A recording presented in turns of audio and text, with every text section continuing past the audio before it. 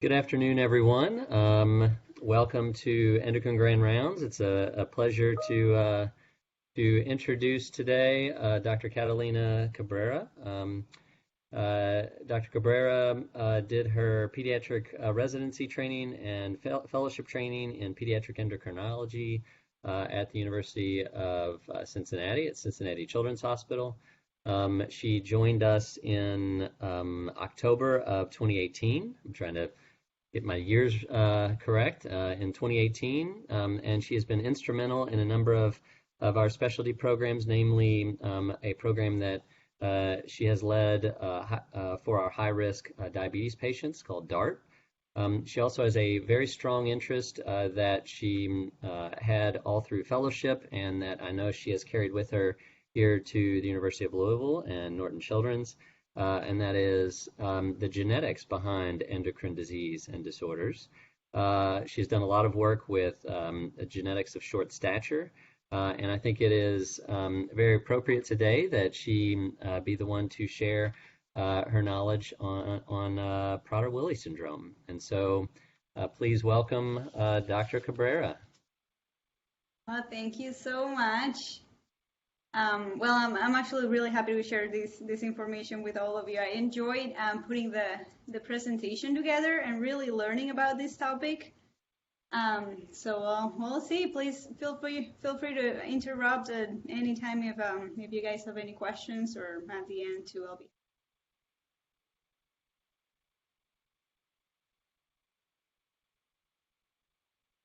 Let me figure out my mouse first. Okay.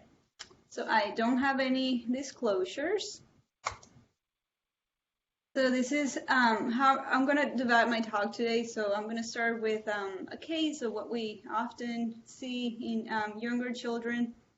Then we'll move to talk about the definition of Prader-Willi syndrome, a little bit of the history.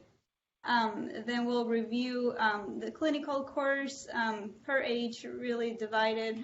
We'll talk about the genetic etiology, the pathophysiology behind that clinical presentation, what the current treatment recommendations are, and then at the end I'll talk a little bit about the new research and future directions for patients with Prader-Willi. Alrighty, so I'll start with a case. Not that long ago, we were consulted by the NICU on a little baby that presented just like this baby girl here in this case. So this is a 1-month-old baby girl that went to see the pediatrician with a history of poor feeding, poor weight gain, has had poor muscle tone since birth, and then has been very, very sleepy. As far as like pregnancy and birth history, she was born to a healthy G2P2 mother, full term, birth weight and length were normal. There were no complications during pregnancy. Ultrasounds were normal as well, but then mom did notice decreased fetal movements during her pregnancy. And then the baby had normal Apgars. So she started having issues with feeding since day one.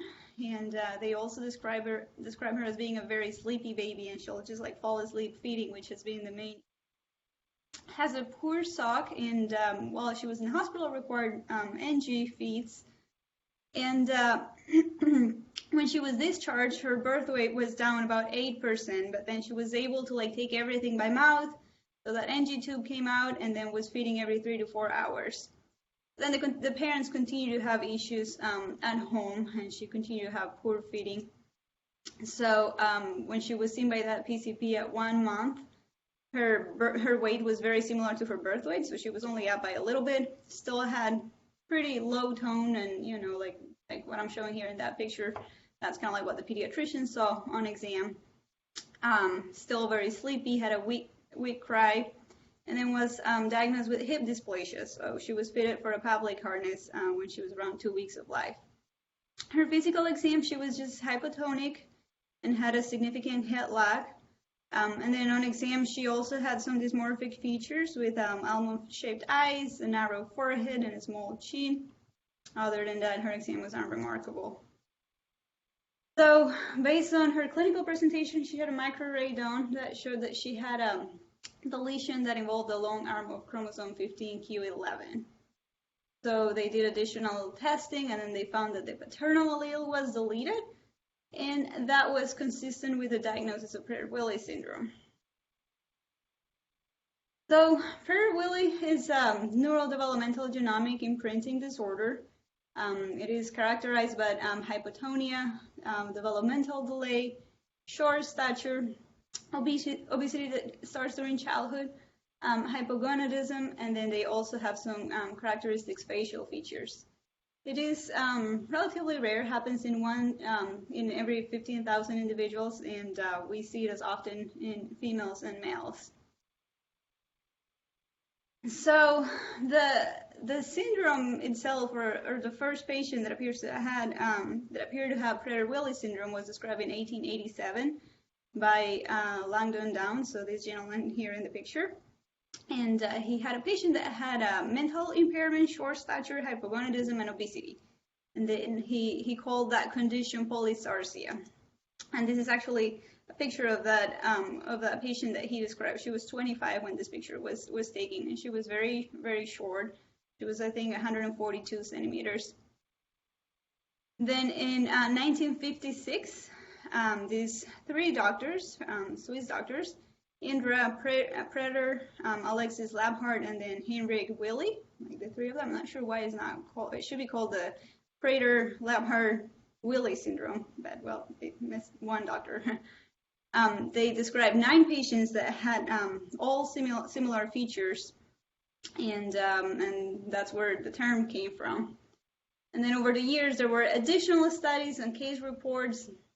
They started noticing there were these 2 phases that we saw in patients with Prader-Willi, but it wasn't until 1981 when the genetic etiology was actually identified. So that was published in the New England Journal of Medicine in 1981. Alrighty, so the clinical course. So everything starts in utero. So almost like 90% of the pregnant females will notice decreased fetal activity when they have a baby with Prader-Willi. Because of the reduced fetal activity, they have very often a breech presentation. And I think that also like contributes to the increased risk of having hip dysplasia. Non-term delivery is also something that is seen often, and by that, some kids are born early, some of them are born post-term. And about 2/3 are small for gestational age. They can have increased head-abdomen circumference ratio in about 50% of the cases, and then polyhydramnios in 34% of the cases. So at birth and in the first year of life, hypotonia is very, very significant. Lots of feeding problems. Hypopigmentation is also very common. And then hypogonadism and hypogenitalism is seen in both like males and females. So boys like often have a micropenis or undescended testicles. Girls can have like hypoplastic labia minora. Developmental delay becomes evident usually like by 6 to 8 months of age. They can have temperature instability, and they have growth hormone deficiency, so that leads to short stature. And if the short stature is not evident, during childhood, by early adulthood or the second decade, it'll be very evident. And if the patients are not treated with growth hormone, the average height for males is about 155 centimeters, and then for females is 148 centimeters. And here in the picture, we can see the typical facial features of kids with Prader-Willi syndrome. So dolichocephaly, or the narrow frontal diameter, is very common. They have some eye abnormalities with the almond-shaped eyes that this baby has. Strabismus is very common as well. They have a short upturned nose. They have a thin upper lip and then downturned corners of the mouth. They tend to have a sticky saliva as well, and often they will have enamel hypoplasia. So in the preschool years is when we start seeing a lot of the behavioral problems, so temper tantrums. they have increased interest in food. Like they don't start gaining weight right away, but they start becoming a little more aware of food. And if access to food is not controlled from the beginning, then they obviously start having weight gain. And then in the school years, the intellectual delay and learning disability becomes a little more evident. Lots of behavioral problems with repetitive asking. They're very rigid. They're compulsive as well, and they often have like disruptive behaviors. And skin picking is another thing that is very, very common at this age that often becomes a problem. Okay, so now I'm going to move to the famous nutritional phases. So before, the Prader-Willi was just divided in two phases, phase 1 and phase 2. So phase 1 was characterized by failure to thrive, and then phase 2 by hyperphagia and obesity. Now they describe 4 phases. Phase 0 like starts in utero, so like decreased fetal activity, and then some of the other features that we already described. Phase 1 starts at birth, and it's actually divided in 2. So phase 1A starts right after birth. The babies have difficulty feeding, and they have failure to thrive. And then 1B starts typically around 9 months of age, and they start showing steady weight gain, and then the feeding difficulty starts to improve a little bit, but they don't have hyperphagia or obesity or anything like that yet. Phase 2 starts around 2 years of life, and this one is also divided into separate phases. So we have 2A. They start actually having a lot of weight, not a lot, but like they start showing like steady weight gain, and appetite still hasn't changed, so they still have the same appetite. And then in 2B, so a little later in life, they start actually having weight gain, and the appetite starts increasing as well. So phase 3 starts around 8 years of life, and here we see hyperphagia. So like that behavior is very evident. So they eat, and they have lack of satiety. And then phase 4 happens in some adults, not all of them, but then the appetite is no longer insatiable. Some of them still continue to have the hyperphagia, but some of them, like, they will improve over time. Okay, so in regards to the endocrine dysfunction that is associated with Prader-Willi syndrome. So growth hormone deficiency, we're all aware that that's one of the main features of Prader-Willi. So patients have short stature, they're hypotonic. They share a lot of the features that patients with growth hormone deficiency have. They have an abnormal body composition with more fat mass and less lean body mass, and they have a low energy expenditure. So the prevalence of growth hormone deficiency after they complete growth ranges from 25 to 70%. And before, the recommendation was to stop the growth hormone after growth was completed and only continue in those patients that had evidence of adult growth hormone deficiency. But more recently, there has been a lot of evidence that shows that that patients continue to benefit from growth hormone therapy. So now the recommendation is to continue it. Now, hypogonadism. So as I mentioned earlier, like most boys will have cryptorchidism, and in girls we'll see signs of hypoplasia of the labia minora. And puberty typically starts spontaneously, but it's often a little later than average, and then it's incomplete, so stops progressing at one point, and then some kids need hormone replacement. Okay, so premature adrenarche is very common in about 30% of the patients. Central hypothyroidism is not as common as as the hypogonadism and growth hormone deficiency, but it is definitely recommended to screen patients for hypothyroidism. Up to 30% can have it. Central adrenal insufficiency is rare, but it has been reported, so the recommendation is to screen for central adrenal insufficiency if you have any clinical concerns or symptoms. As far as glucose metabolism, they tend to have higher insulin sensitivity when compared to patients with obesity in general. They there are studies that have shown that they have a decreased insulin response to glucose in kids that have Prader-Willi versus, again, obese controls. And this is thought to be due to like impaired processing of proinsulin to insulin, which we'll discuss further on the presentation. And while some patients have diabetes related to obesity, it is rare compared to other patients with obesity.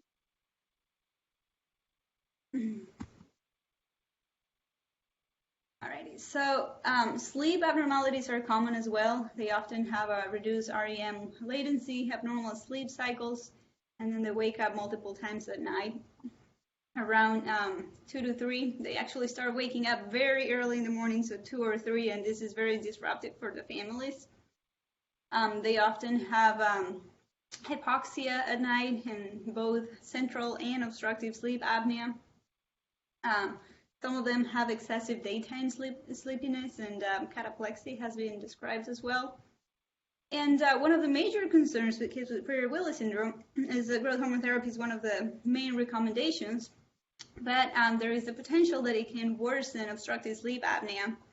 So it is recommended that the patients have a sleep study before growth hormone therapy started. Okay, so again, behavior is another typical feature that we see in kiddos with Prader-Willi. So it becomes evident in early childhood, and I mentioned they have like frequent temper tantrums. They're very stubborn. They are controlling, and they like everything to be very structured. They also have compulsions, almost like an OCD type of personality. And they have difficulties with any changes in daily routine. Close to 20% of the patients meet diagnostic criteria for autism. And it is typically described that the behavior problems get worse as they get older, but then they tend to get a little better once they reach adulthood. Psychosis is also seen in about 10 to 20% of the patients, and it is more frequent in those that have a uniparental disomy, so genetic etiology. So hip dysplasia happens in about 10 to 20%, so it's very important for pediatricians to screen these babies for that. They have an increased risk of osteopenia and osteoporosis and bone fractures due to the hypogonadism. And then scoliosis is also very frequent, and we tend to see it more often in females. GI issues are very prevalent, some of them related to the hyperphagia and overeating. They tend to struggle with chronic constipation. They have delayed gastric emptying that tends to be more pronounced with constipation. Excuse me. And then it can increase the risk of necrosis when there is overeating. Bezoars are very common as well, from hair or vegetables, and they can cause a lot of trouble. They can have outlet obstruction, ulceration, and bleeding. The Coca-Cola actually works to dissolve especially the phytobezoars, but often they'll require procedures like endoscopy or surgery to remove them.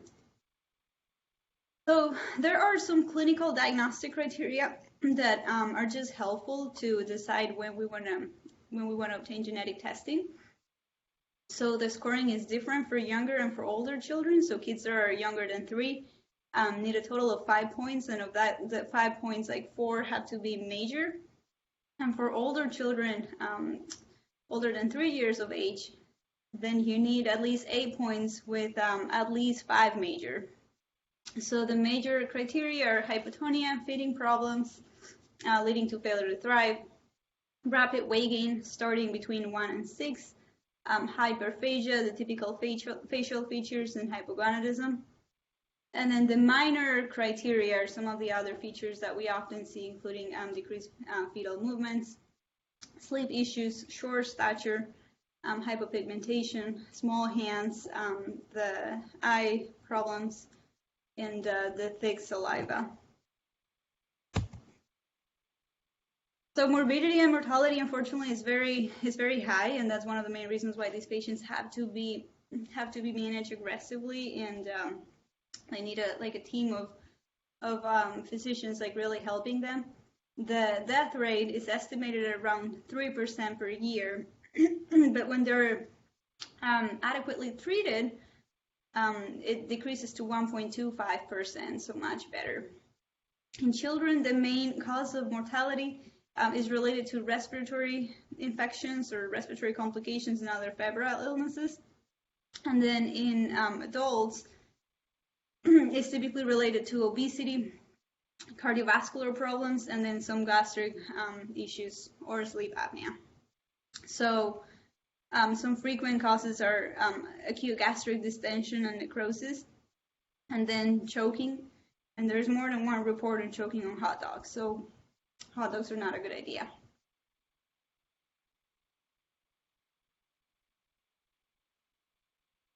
Excuse me. So there is also major concern about the possible contribution of growth hormone to unexpected death. There were few case reports of patients with Prader-Willi dying suddenly, like soon after starting growth hormone therapy.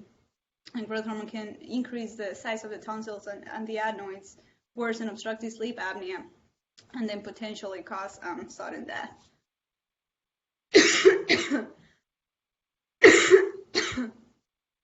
Excuse me. All right, so now I'm going to talk about the genetic etiology. So we know that Prader-Willi syndrome results from the lack of paternal contribution of chromosome 15q11. So most of the genes in this region of chromosome 15 undergo genomic imprinting, and only those alleles that are inherited from the dad are actually expressed, and those from the mother, oh goodness, I'm sorry, having a lot of issues with my throat right now.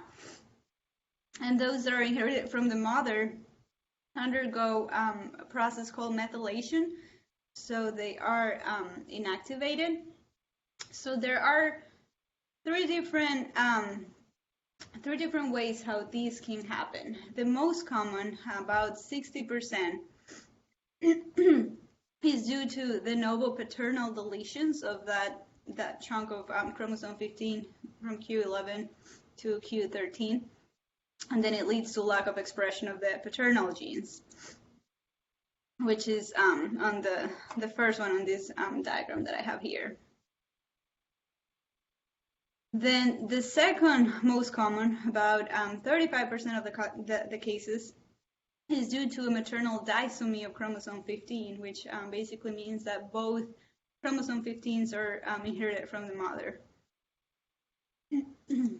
And then the third one, that is very, very rare, less than 3% of the cases, is due to defects with an imprinting center on the chromosome 15q11 or other abnormalities of that chromosome. And this one is very rare, but it's relevant because if that is the cause, there is increased risk, because there's actually 50% risk that the parents can have other children affected by Prader-Willi syndrome.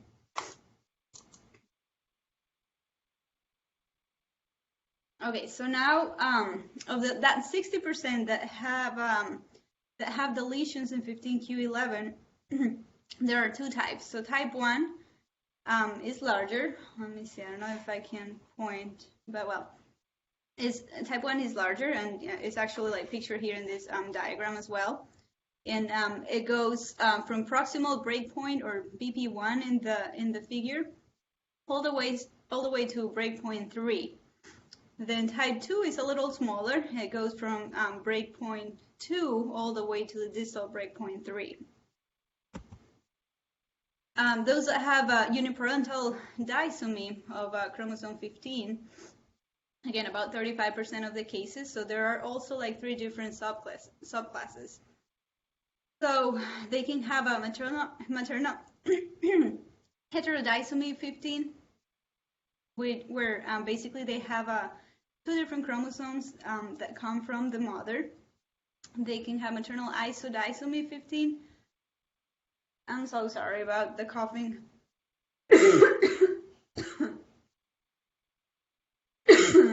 Not COVID, fully vaccinated though.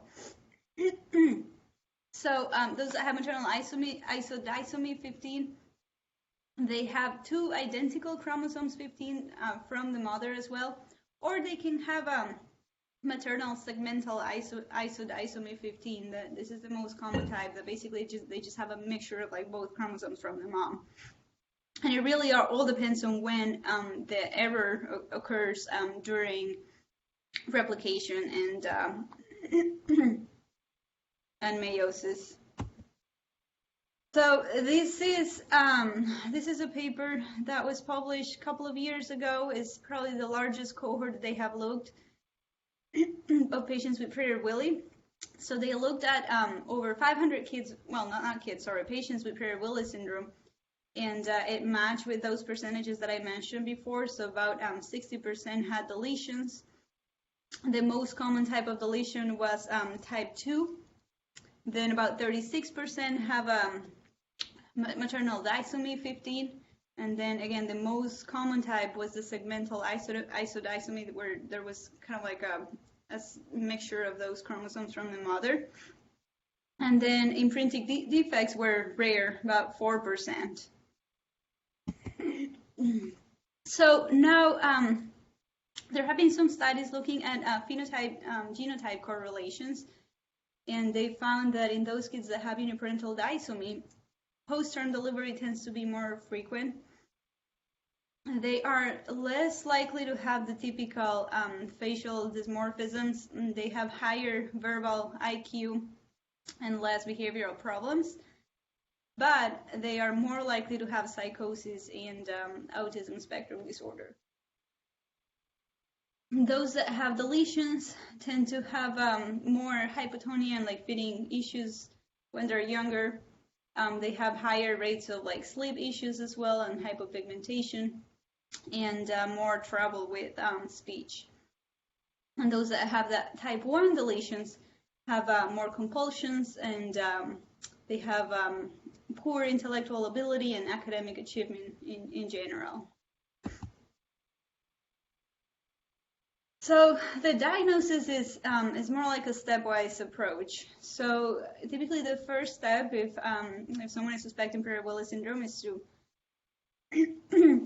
go ahead and do a DNA methylation analysis. So it's a methylation of that region that is typically abnormal in Prader Willi. And that will detect over 95% of the cases. I want to say it's close to 99% of the cases.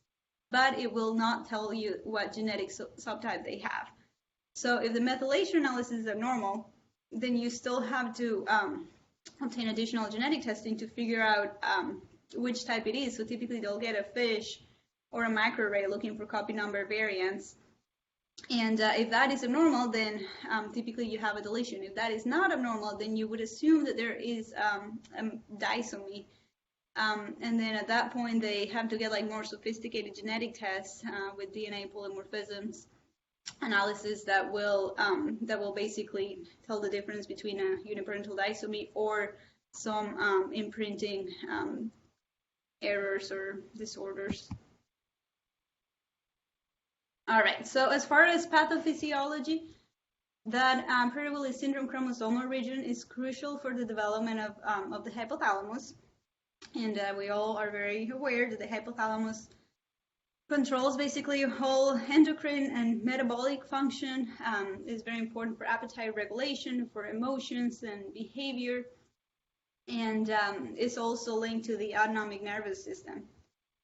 And then impaired development and function of that hypothalamus will lead to like all the typical features that we see in patients with Prader Willi syndrome, like the endocrine dysfunction with growth hormone deficiency and hypogonadism, and potentially other endocrine deficiencies, the eating disorders, and the poor appetite regulation. So they go from having anorexia to having like hyperphagia and obesity.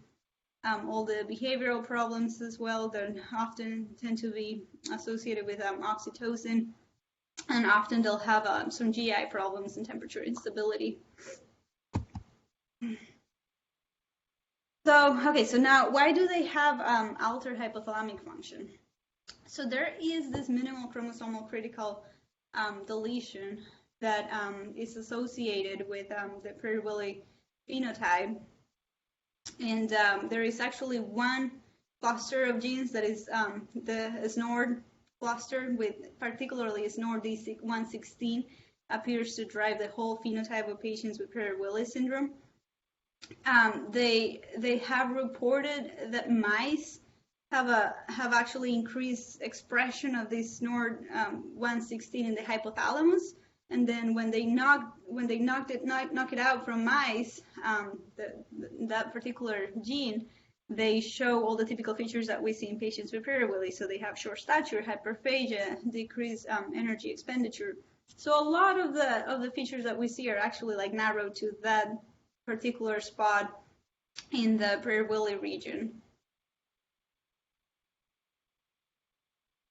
So there have been also studies that show that the paternal loss of SNORD 116 is sufficient to cause deficiencies in the expression of a transcription factor that is called LH2, and that decreases the transcription of PC1, that is the gene that codes for neuroendocrine convertase 1, and that basically causes like impaired prohormone processing and results in like altered production of like many of the hormones. So like we can see here in the image, like ghrelin, insulin, GnRH, growth hormone releasing hormone, like a lot of the phenotype that we see in these patients. All right, so patients with Prader-Willi also have hyperghrelinemia, so they have really high ghrelin levels, and these starts at a very early age, and it precedes the onset of obesity, which is what is interesting. Ghrelin, we know, is an orexigenic hormone. It's secreted by the stomach during fasting and starvation, and is typically suppressed by food intake. But this never happens in patients with Prader-Willi, so they keep eating, and it's never suppressed. So it increases appetite via central regulation mechanisms in the hypothalamus. It also increases growth hormone secretion and regulates energy homeostasis and brown fat thermogenesis. Oxytocin has also been like found to be like one of the main reasons why patients with Prader-Willi syndrome have a lot of like behavioral issues. So they have a deficit of oxytocin producing neurons in the paraventricular nucleus of the hypothalamus, and oxytocin has a role in regulation of feeding behaviors, social interactions, and then a lot of that emotional reactivity. So kids with Prader-Willi syndrome and adults have symptoms that are consistent with oxytocin deficiency. So they have like the poor suck when they're infants. They have hyperphagia later in life, anxiety, and then a lot of like behavioral issues that are thought to be related to these as well. Okay, so now how do we treat these patients?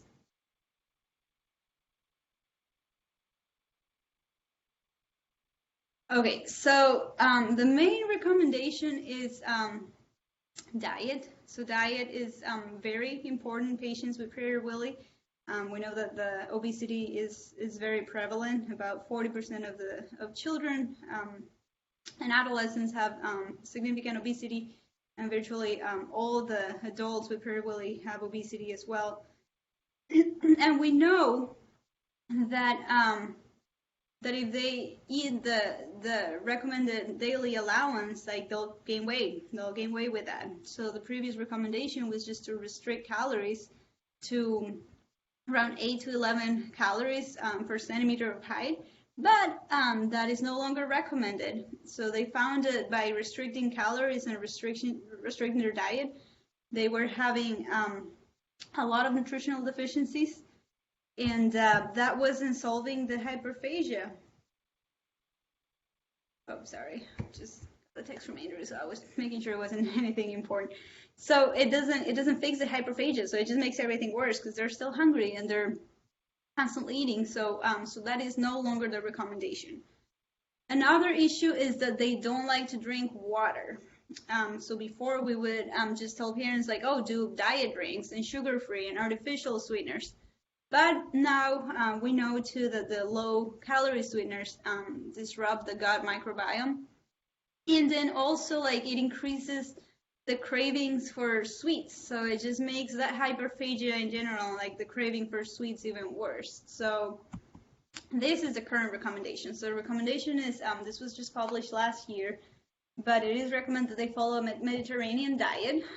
This is just basically a very healthy diet. I mean, it's mostly like plant-based, lots of fish, complex carbohydrates, vegetables, fruits, legumes, nuts, so a lot of like healthy fats as well. It is recommended that they avoid these artificial sweeteners and processed foods in general.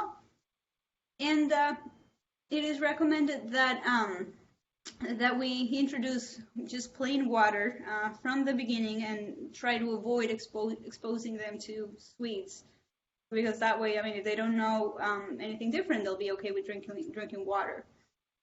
So portion sizes are controlled based on the patient's weight, how active they are, and then usually the guideline or the initial recommendation is just to use the fist to measure portion size for protein and for carbohydrates. So growth hormone is also standard of care in patients with Prader-Willi syndrome. It was approved by the FDA in 2000 for this use. We know that kids with this diagnosis have reduced growth hormone in about 60 to 100% of the cases, depending on which study we look. IGF-1 is typically reduced at the beginning, and then it tends to increase over time as they gain weight.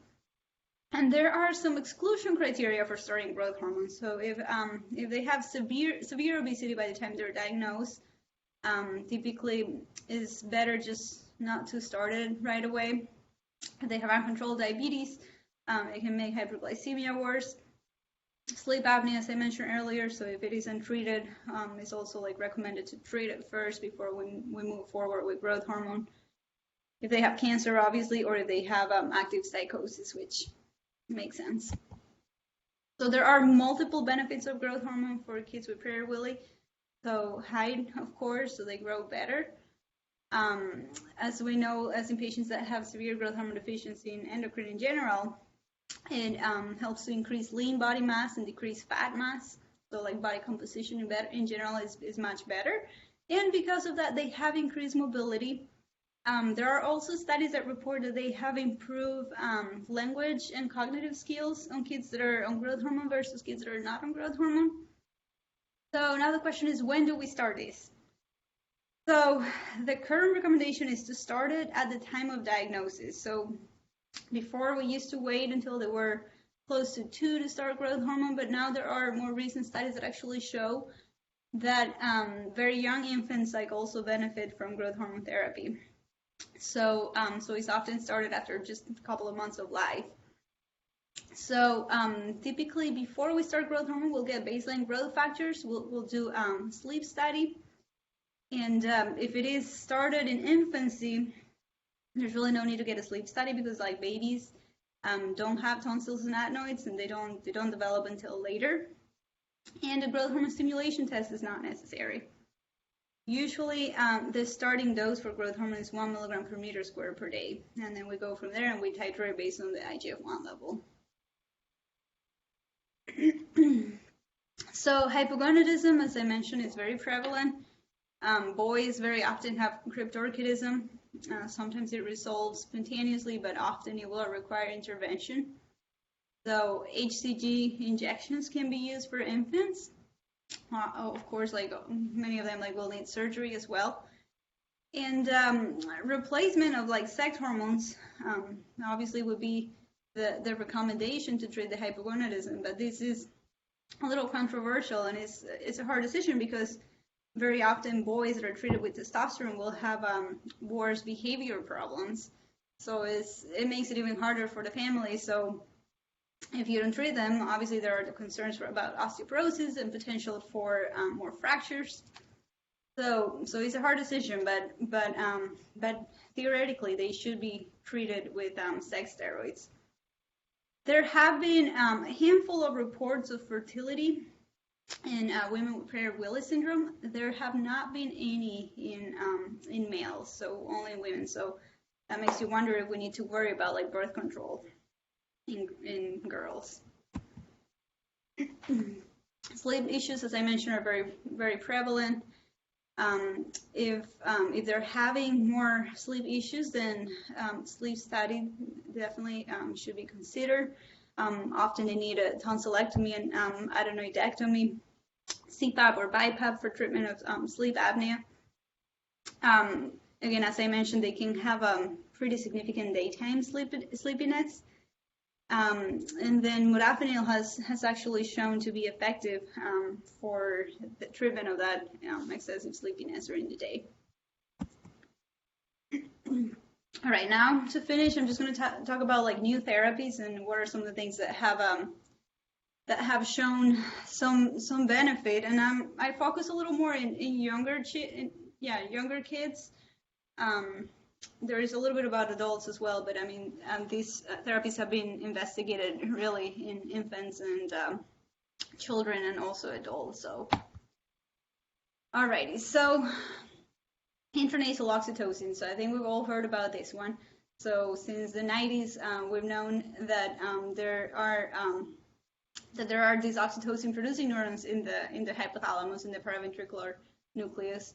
And there have been like tons of studies in like all ages. So oxytocin has been used from like very early in infancy to improve suckling and feeding and, you know, like that bond with the mother, to older people for hyperphagia and for behavior. So there are a lot of studies.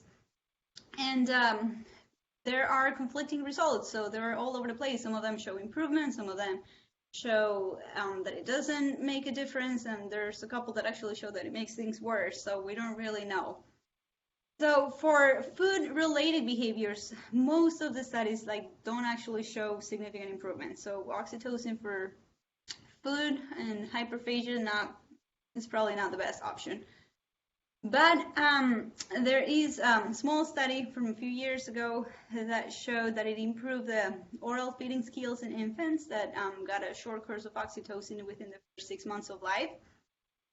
There is one study from Australia that showed that there was actually, and those kids got a higher dose of oxytocin, but it showed that they have worsening of their behavior. And oxytocin is one of those things that you can get online. So these families are often very desperate and they'll try anything. So when they're having behavioral problems, it's important to ask if the kid is taking an oxytocin supplement. So this is a recent paper that was just published this year. It was only 26 children between 3 and 11 years that received 3 months of twice daily intranasal oxytocin, and that was compared to placebo. And then in the total group, it showed a little bit of improvement. It was not significant. There was not a significant improvement on social behavior or hyperphagia. However, it was significant in only boys, which I thought was interesting, and in those patients that had a deletion. So it was significant in those two groups. So not sure how to interpret those. There is a phase 2 trial that I think is going on right now. There is some preliminary data that is online on the clinicaltrials.gov, and this is intranasal oxytocin used for infants. It's only 15 patients, but they're basically just looking at suck and swallow after 6 days of treatment, and it seems to help in the majority of the patients. Now, levocarbitocin is an oxytocin analog. It just has a better receptor profile. This is a pilot study that is published right now. I know right now there is a bigger trial that is going on that I'll talk about later. So this was a small pilot study in 38 adolescents with Prader-Willi. The main or the primary endpoint was change in the caregiver hyperphagia questionnaire.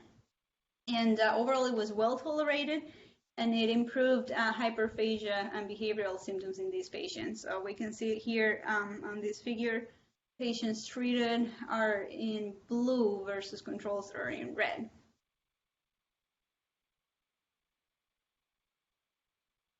And the Prader-Willi syndrome study is that phase 3 trial that just happened recently. So this is a randomized placebo-controlled double-blind study. The patients were on an 8-week placebo control period that was followed by 56 weeks of treatment with carbetocin. They initially wanted to enroll 170 patients, but then COVID happened, so they had to stop enrolling patients a little earlier.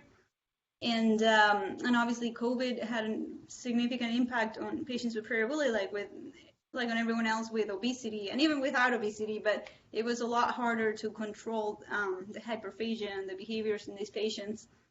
So they analyzed the data that they had pre-COVID and the total data that they had. And they found that there was improvement in the hyperphagia questionnaire that was in the entire group, but it was better on the patients that got the smaller dose. But when they look at the entire data set, pre and post-COVID, there was some improvement, but it was not significant. But obviously, it's a factor that was hard to control. So diazoxide is a newer therapy too that is being investigated in kids with Prader-Willi. I thought it was crazy when I read about it. I was like, how on earth will diazoxide help patients with Prader-Willi? But as we know, as in kids with hyperinsulinism, it opens the potassium ATP channels in the beta cell, but also in the brain, and it causes the membrane hyperpolarization, and I think it's a similar mechanism to what we know, but interesting. But ends up reducing the synthesis of and secretion of some of these peptides that stimulate appetite. So ends up reducing hyperphagia. So there is a large phase 3 clinical trial. It was very recent. So this was 13 weeks, double-blind, placebo-controlled as well. They had 127 patients that were 4 and older with obesity and hyperphagia. And they also measured this questionnaire on the caregivers. And similar to the other study, COVID also hit, so it was really hard to analyze all the data that they had. So they did a pre-COVID analysis that it showed that that it actually improved the hyperphagia and the fat mass when compared to those that got placebo. So there's a million other things that have been tried for weight loss and hyperphagia in patients with Prader-Willi. Metformin is obviously frequently used in those that have diabetes, and there are some smaller studies that have shown that it does help with insulin resistance when they have it, and they tend to have slightly improved hyperphagia and BMI over time. Naltrexone and bupropion, it has shown very different results in general, and it's not really recommended right now because again the studies are small and they're variable. GLP-1 agonists liraglutide. So again, in patients with insulin resistance and diabetes, they have been used, and they tend to help a little bit with appetite, and patients had some improvement on the BMI over time.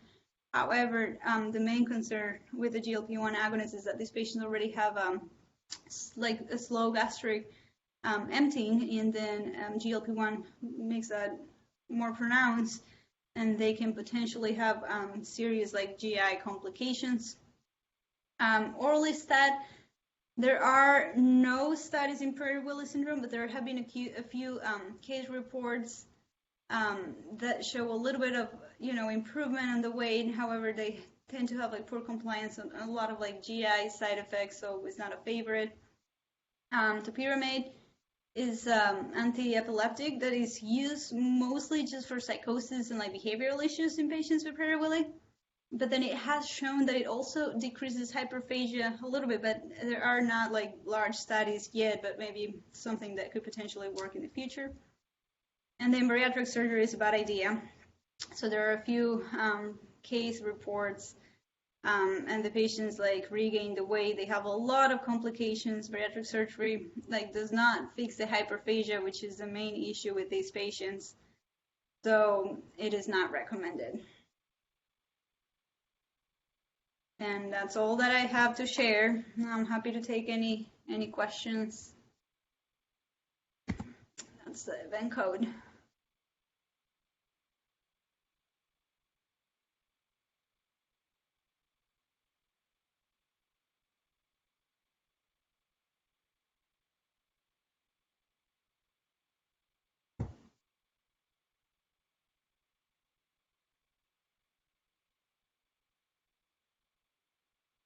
Well, if there are no questions, I'll make a comment, Dr. Cabrera. Thank you very much. I've been reading about this. I happen to be preparing a review of hypogonadism in neurological disorders. Awesome. So, all sorts of them, like adrenal leukodystrophy, et cetera, et cetera. So I've been reading about Prader Willi just in the last couple of weeks. It's very interesting, and thank you for going through the genetics of it, which I'm struggling to understand. But from the hypogonadism point of view, it's really a very complicated form because the evidence that I've seen shows that they're probably primary gonadal failure because most of the adults have elevated FSH. And the boys, like you said, are born with cryptorchidism and microcephalus. So they're probably testosterone deficient in utero. But the most striking thing during childhood and in mini puberty is almost absent levels of inhibin. So there may be one of the genes, like you were trying to connect PC1 with with SNORD. Right. Maybe one of the transcription factors which regulates inhibin inhibin alpha subunit gene. That is interesting. Is deleted also. So that what you find in these guys is a low testosterone and elevated LH, elevated FSH, very low inhibin, but the LH doesn't go up very much. So it's like a mixture of primary and secondary hypogonadism. Some of the LH deficiency may be the obesity, which tends to suppress LH. But some of it also may be this PC1 with failure to process the GnRH appropriately, because you can get a little bit of growth hormone deficiency, you can get a little bit of ACTH deficiency. So all of those are tied up with the processing. So in any event, I was curious about your recommendations for testosterone. They do commonly throw that around about the worry about the behavior. Is it theoretical, do you think, or is it real? I personally have not had to start anybody on testosterone yet. The few younger kids that I have with Prader Willi are too young for testosterone. So I don't know. I think that when the time comes, I'm going to just try and see what happens. But but it is a thing. I mean, in real life, I think that the behavior can definitely worsen significantly. That testosterone is a limitation for treatment. So maybe just go in very small dose increments. I think so, just so their body will get used to it. But I think I would probably try anyways, or just at least a low dose and keep it at the highest tolerated. Yeah. So because of the obesity too, sex hormone binding globulins probably going to be very low. So another recommendation is to keep your eye on a free testosterone as a diagnostic and to follow that level more so than the total, because the total testosterone levels I've seen in these guys are very low, 2 nanograms per mil, 200 nanograms per deciliter was in the high end. So they look very hypogonadal, but I would remember that total testosterone may not tell the whole story for these guys. Oh, that's a good point. Are there any available protocols where anyone has attempted to do a titration for testosterone therapy? Not that I found or not that I came across. No, I read the most recent guidelines and it's very vague on their recommendation. I mean, I can So definitely appreciate what you're saying though about the behavioral changes, because I've seen that happen, and the last patient I treated, it would have been great to have had some kind of prior guidance, but I haven't seen anything just a out heads there up. either. Right. Most of the Can you Prader-Willi elaborate a centers. little more on the Can you elaborate a little more on the sleep apnea treatment of these children? Sleep I, apnea. I So saw they had a yes, so I want to say it's very, very prevalent in these kids. Most of them, like at least a few patients that I have that are a little older and that are overweight, like they're on a CPAP. So most of them like will undergo like TNA as soon as they get tonsils or as soon as like like the obstructive sleep apnea becomes evident. And very often, if the obesity is severe enough, they'll need a CPAP or BiPAP. They also tend to have central sleep apnea as well. So like even little babies that don't have tonsils, not adenoids, or not obese, if you put them on growth hormone and you don't get a sleep study, because I mean we're not going to get a sleep study in a baby that doesn't even have obstructive sleep apnea. It's so recommended that that you monitor the O2 sats in the hospital or at home for a few days just to make sure they're not having DSATs from central apnea. Is there any So guidance most on the the 3% who don't make it, are those the ones that pass away in their sleep? Some, but lots of other complications too. So obstructive sleep apnea tends to be an issue in like older people. Younger people, a lot of like respiratory infections and like related to like respiratory complications, but not necessarily sleep apnea. And GI complications too are a significant one. Choking happens quite a bit as well. Thank you. Gastric necrosis and Is there any guidance on when to repeat a sleep study if you have, say, a normal one, but they're continuing to have after starting growth hormone, 2 months after you started. And this is just from Dr. Miller's presentation at PES recently. She recommends that you repeat it a couple of months after you start growth hormone. Or if they're having any symptoms, she said too, like if they're having any symptoms concerning for like sleep apnea, then you should do it. So why should the growth hormone worsen the sleep apnea? Yes, because it will cause like hypertrophy of the tonsils and adenoids. So it will worsen the obstructive sleep apnea. So that's the main concern. And there have been these reports of like sudden death on patients after starting growth hormone. So that's why we're cautious and we do sleep studies before. So if they have a TNA prior to doing or prior to initiating the growth hormone, say they were caught later, would you still need to do the sleep study? That's a good question. I am not sure. Probably. I mean, it depends, I think, on the obesity and the symptoms. If you have an obese child to begin with, I think I would definitely do it. Because you can have everything else obstructing. I mean, you see these on our patients that have obesity from like other reasons. I mean, a lot of them like already don't have sleep, like tonsils and adenoids, and they still struggle with obstruction from just the obesity. But I don't know, if you have a younger child that is not obese, I'm not sure. You still do it. You still do it? Yeah. The other point to make about the symptoms of sleep apnea is, especially in children, is behavior change and behavior problems can be a symptom of sleep apnea. And so that's like something to ask like the patients too, is if they have a sudden change in behavior, it could be sleep apnea that's the cause of it. Right. And to Dr. Winter's question about the testosterone, the typical like protocol is usually similar to like hypogonadism treatment, where you start slow and then work your way up over the following years. In practical terms, there are kids that have significant aggression that I've seen when you start testosterone. It typically is the kids that are more developmentally delayed, lower IQ, have higher aggression related to their food, that are more likely to have aggression. During my fellowship, I've had to pull off a couple Prader-Willi kids off one of my mentors because of aggression. So it's real. Yeah.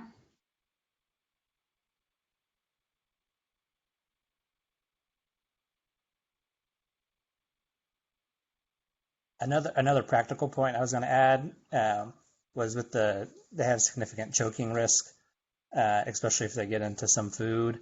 They can have gastric rupture with gastric necrosis. It won't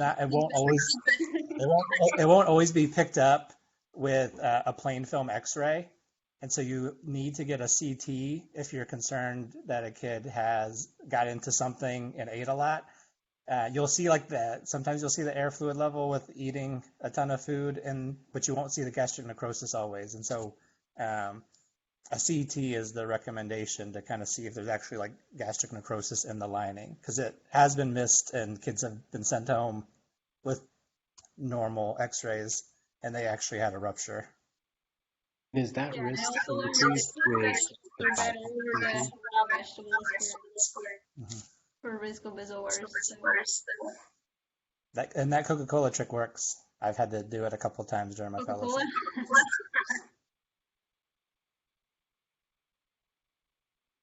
Great talk. Thank you. All righty. Thank you. Thanks, everybody. Enjoy the rest of the afternoon. Thank Thank you, you too.